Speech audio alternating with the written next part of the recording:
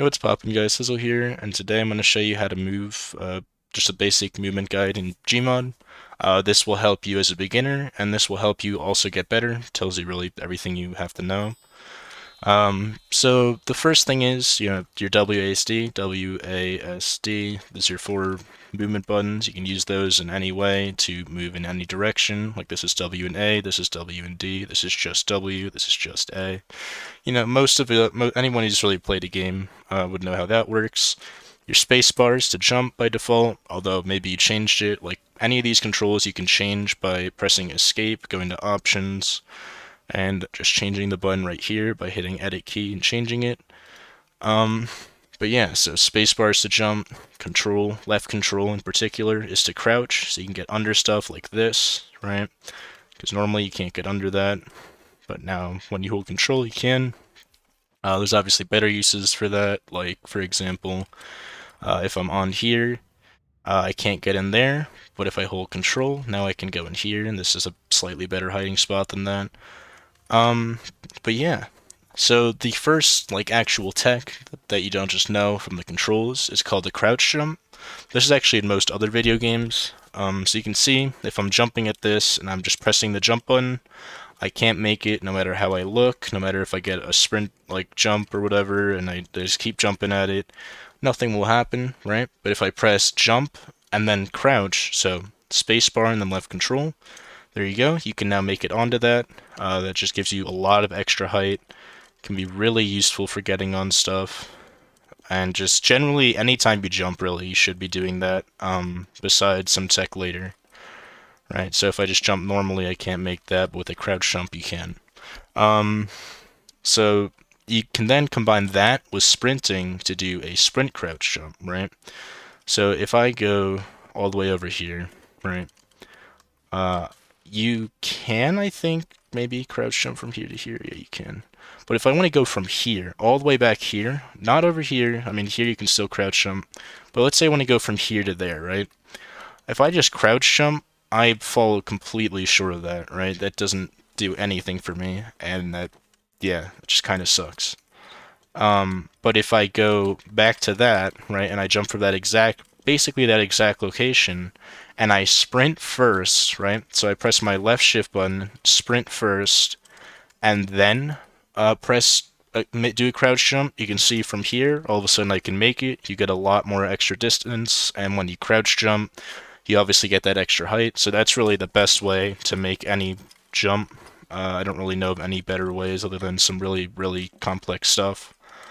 Um, so yeah, that can be really useful when making the stuff. And just to reiterate, you don't want to hold sprint while you're in the air because that just pointlessly uses your like your sprint. So you saw there, I used like a fourth of my sprint. If I just let go of my sprint as soon as I press jump, I still get the same result, but I use a lot less of my sprint meter, which is really useful to know if you're in a game mode like this where sprint is limited. In most game modes, it really isn't, so that's not really too much of a concern. But in hide and seek in particular, it's really good to know about that. Um, so then there's another thing. This is called a strafe, and this lets you get like around objects. I guess it basically lets you turn more. Um, so actually, first, before we go over strafe, I just want to show how ladders work, right? So if you just hold W and face a ladder, you go up at a relatively slow pace. But the way ladders work is actually kind of interesting in this game. They actually work more based off where you look. So if I hold W and look up, you see I go up much faster. If I hold W and look down, you can see I go down much faster. And that can be super useful for getting up or down faster. And if you press space, it kind of throws you off like that. Right? Just press space, and if you press space and control, like do a crouch jump, you get thrown off even further, just like you would with a normal jump. So that can be useful in certain things. Let's say there was like those boxes are over here for some reason. You can use this to then jump off to them. Not really too useful, but can be useful sometimes for juking people. But yeah, so the next thing I wanted to show was the strafe. So when you normally, this is probably the better place to show is over here. So give me a sec to head over there. But when you're normally just turning, if you turn really fast, you actually don't turn in this game, right? So if I just instantly try to turn, I lose all my forward momentum. You need to turn like slowly, right? So if you look at this, the goal was that red crate, and I turn slowly, and I can make it. But if I do the same thing and I turn even like a little bit faster, you won't actually make it, right? So if I turn a little bit faster, you see I don't make that anymore because you actually lose all your speed. And if you turn really fast, you lose literally all your speed, right? So if I'm facing this, I turn really fast, I literally don't change direction at all, despite the fact that I'm turning. And a very useful thing to know for this is whenever you're strafing, you can get more of a better strafe angle if you let go of W, right? So when I jump off of here, I'm holding after when I press jump, I let go of W, and then I hold A and slowly turn left, right? And that way you get that turn. And like I said before, you combine this with the sprint crouch jump just to get that bit of extra distance and height, because if I don't sprint crouch jump and I try that, it's a lot tighter. I could have still made that if I did a better strafe. I didn't strafe properly. But if you're really good at this, you can use this to literally like turn around in place. I've done it a few times. It's mainly useful. Let's say there's like a fence right here, right?